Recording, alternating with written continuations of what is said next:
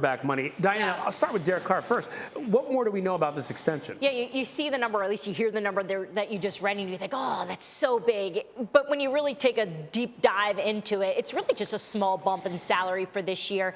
And it actually gives the Raiders some wiggle room to get out of this. It's structured in a way, whereas, after this year, if they want to move on, they possibly could, right? Really? Yeah, that's the way that deal is done. But we know that Derek Carr certainly wants to be a Raider for a very long time, as he says, it's either play for the Raiders or go golfing, and he's obviously sticking with the Raiders here. And we'll see if Josh McDaniels wants to stick with the quarterback that I think at this point he's proved he believes in. But that is sneaky huge news, because when you look at the $120 million, you say, wow, he got paid. Yeah. They are committed to this guy, but they can actually get out of it. Yeah, there's definitely there's some movement there. I mean, you see this with a lot of different contracts, but this one specifically here, compared to a lot of quarterbacks where you're seeing, like we saw Cleveland Browns paying Deshaun Watson all that guaranteed money. They're not going to move on from him because of all that money. Right. Here, they possibly could if they see after this season he's not good enough for them. And not saying they would, because he's been very good. But Lewis, I think you look at this and you wonder, the Raiders are about making it to the Super Bowl. Is Derek Carr the quarterback to bring them there? Can he do it?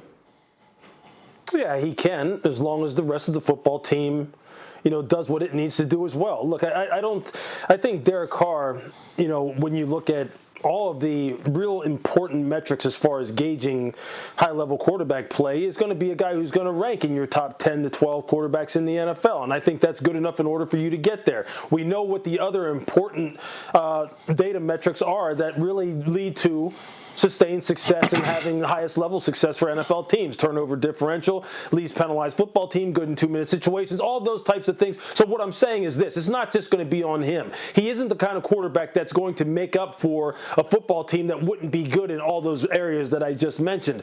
But I think the fact that this team now, especially on the perimeter, has a very good chance to be one of the very best in the NFL with the addition of Devontae Adams, I think really what the Raiders' fortunes will hinge on is this offensive line, whether or not it can be a top 10, top 15 offensive line, which it was not a year ago.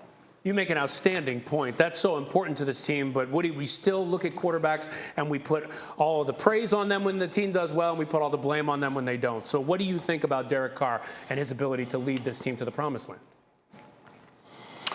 Yeah, listen, I think we throw around the term franchise quarterback too loosely in the National Football League, but I do believe Derek Carr is a franchise quarterback.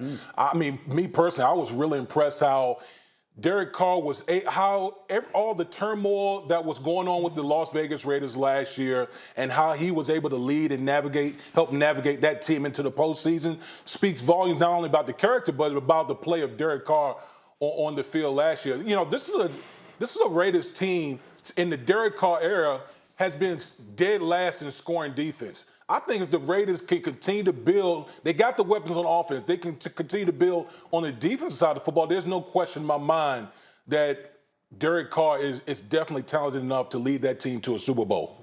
Yeah, I don't think we can stress enough what this team went through last year. I covered the Raiders plenty of times last season.